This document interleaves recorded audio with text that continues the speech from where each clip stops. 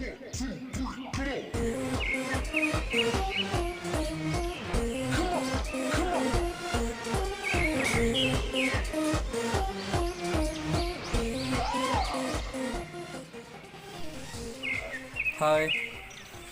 कैसे हैं मित्रों।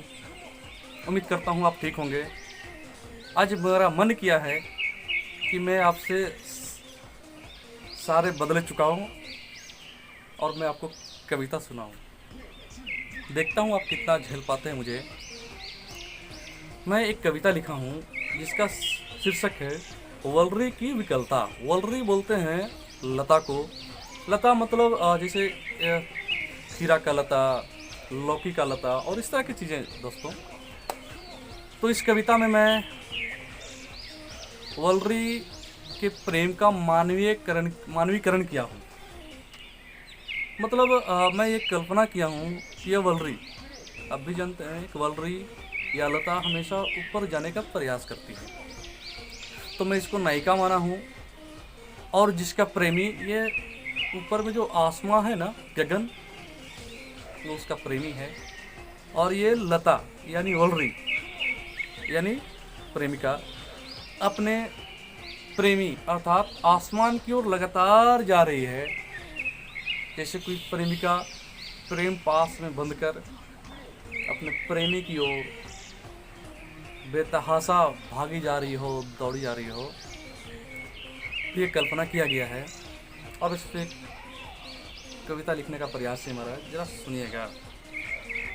अदम्य उत्साह भर हृदय में, अदम्य उत्साह भर हृदय में आरोहण को तत्क्षण विकल।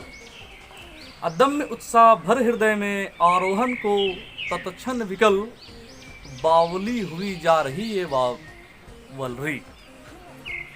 अदम्य उत्साह भर हृदय में आरोहण को तत्क्षण विकल, बावली हुई जा रही ये वलरी।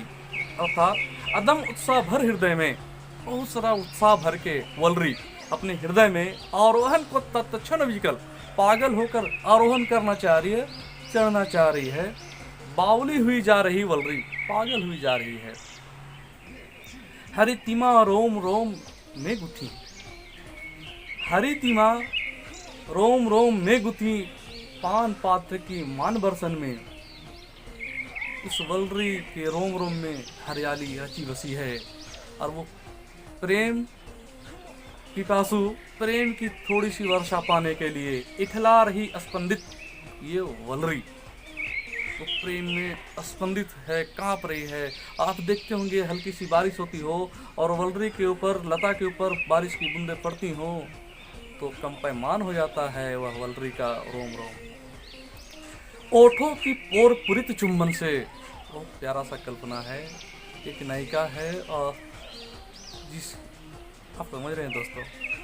ओठों की पोर पुरित चुंबन से उतर रहा अनुराग अंतर में नयन से। ओठों की पोर पुरित, मैं पहले बोला हूँ कि लता की कल्पना एक नायिका के रूप में किया गया है और आसमान की कल्पना एक प्रेमी के रूप में किया गया है। तो दूर, बहुत दूर अगर वही लता आपको दिखाई पड़े तो जिसे क्षितिज बोलते हैं वहाँ पर यह लता अपने प्रेमी आसमान को चूमती हुई प्रतीत हो रही है। कुछ ऐसा ही भाव है। ओठों की पोर पुरित चुंबन से उतर रहा अनुराग अंतर में नयन से, धन्य हुई शुभांगनी ये वलरी। आज धन्य हो गई ये वलरी, प्रेम की प्यासी वलरी आज धन्य हो गई। कांच कंचन की बिंब जल घर में, अब साफ जल हो और वहाँ पर कोई बगल में बहुत प्यारा सा पेड़ या पौधा खड़ा रहे तो उसका बहुत ही प्यारा सा बिंब बनता है उस जल घर में। और अगर कांच कंचन को खड़ा कर दिया जाए, सोने की देह वाली नायिका को वहाँ पर खड़ा कर दिया जाए तो समझ सकते हैं कितना प्यारा सा बिंब बनेगा जल, उस जल के घर में। तो कांच कंचन की बिंब जल घर में प्रतिबिंबित आभा या हृदय पटल पर, कुछ ऐसा ही आभा हृदय पटल पर आ रहा है। धवल पुजारीन बन रही वलरी, यह वलरी मेरे नज़र में एक धवल पुजारीन, बहुत ही पवित्र, धवल मतलब मैं यहाँ पर लिया हूँ पवित्र, इसे धवल का मतलब होता है श्वेत सफ़ेद, लेकिन वो वलरी धवल पुजारी बन रही वलरी, यहाँ पर वह मेरे हृदय में एक पुजारिन का आभा दे रही है। यह बंधन अबुझ भव विह्वल का,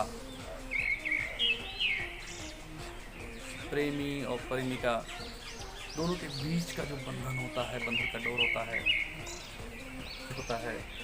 तो ये जो प्रेमिका है लता और प्रेमी है आसमान, तो दोनों के बीच का बंधन, यह बंधन अबुझ भाव विह्वल का, प्रेम में पागल जो वलरी है और आसमां है, यह बंधन अबुझ भाव विह्वल का, चिरकाल से अंकित क्षितिज पर। मैं आपको बोला था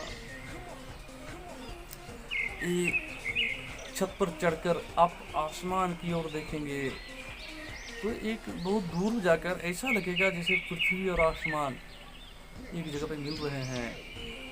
तो मैं ये कल्पना किया हूँ कि वलरी अपने प्रेमी आसमान से मिल गई है।